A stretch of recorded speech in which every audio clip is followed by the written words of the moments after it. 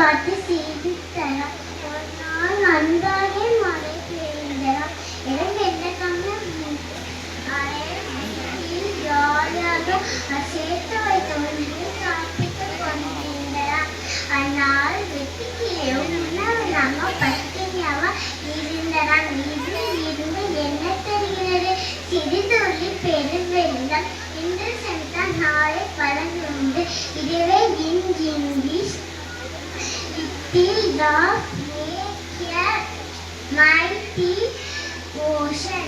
Thank you. Little drops makes a mighty ocean. சிறு துளியும் பெருவெள்ளம் ஆகலாம்.